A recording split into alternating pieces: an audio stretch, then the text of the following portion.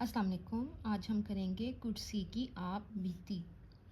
میں ایک furniture factory میں تیار ہوئی لکڑی کے تختوں کو کاٹ کر جوڑ کر اور پالش کر کر مجھے نیا بنایا گیا۔ میں ایک خوبصورت مضبوط اور آرام دہ کرسی تھی۔ میری پیدائش کا مقصد لوگوں کو آرام فراہم کرنا تھا۔ میرے پہلے مالک ایک بزرگ تھے۔ انہوں نے مجھے اپنی لائبریری میں رکھا ہوا تھا۔ وہ ہر روز مجھ پر بیٹھ کر اپنی پسندیدہ کتابیں پڑھتے تھے۔ وہ میرا بہت خیال رکھتے تھے۔ ان کے ساتھ میں نے کئی سال گزارے۔ بزرگ کے انتقال کے بعد میں مختلف گھروں میں پہنچی۔ ہر جگہ پر مجھے مختلف لوگوں کے تجربات کا حصہ بننے کا موقع ملا۔ کبھی میں نے خوشی کے لمحات دیکھے، کبھی غم کے۔ میں نے بچوں کو کھیلتے ہوئے دیکھا، بوڑھوں کو آرام کرتے ہوئے دیکھا اور نوجوانوں کو اپنے خوابوں کی باتیں کرتے ہوئے سنا۔ اب میں ایک پرانے فرنیچر کی دکان میں موجود ہوں۔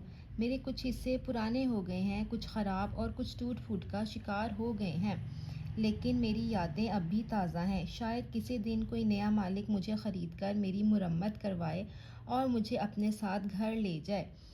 میرے لیے سب سے بڑا سکون یہی ہے کہ میں نے اپنی زندگی میں بے شمار لوگوں کو آرام اور سکون فراہم کیا ہے۔ میں اپنی زندگی کے ہر لمحے کو یادگار مانتی ہوں۔ یہ کہانی نہ صرف میری زندگی کی عکاسی کرتی ہے، بلکہ اس بات کا احساس بھی دلاتی ہے کہ ہر چیز، چاہے وہ جاندار ہو یا بے جان، اپنی ایک منفرد کہانی رکھتی ہے۔ تو یہ ہے کرسی کی آپ بیتی۔